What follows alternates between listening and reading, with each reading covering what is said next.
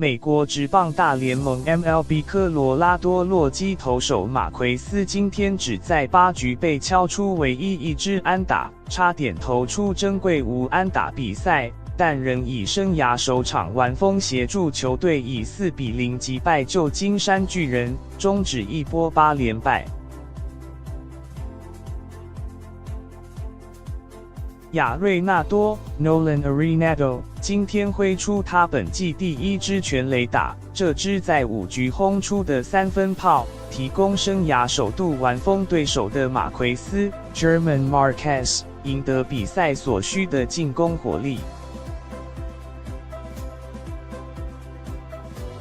24岁的马奎斯今天连续解决巨人前15名打者，直到第6局对皮拉 Kevin Pillar 投出触身球，才让巨人有机会上到垒包。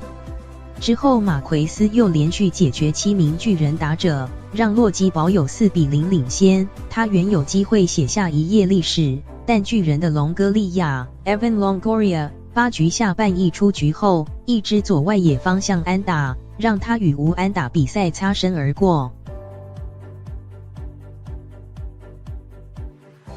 虽无缘创造历史，马奎斯还是稳稳抓下之后2个出局数，没有在第8局失分，接着在第9局投出他这场比赛第7次3上3下，结束了这场比赛。马奎斯今天用105球完投9局，送出9次3振，没有投出4坏球保送，只被击出1支安打，收下生涯首场完封胜，也助洛基终止8连败。上到大联盟第4年的马奎斯，先前已有3次机会挑战缔造无安打比赛的纪录，包括他本季的第2场先发，他前7局都未被敲出安打。那场比赛洛基历经延长，以1-0击败坦帕湾光芒。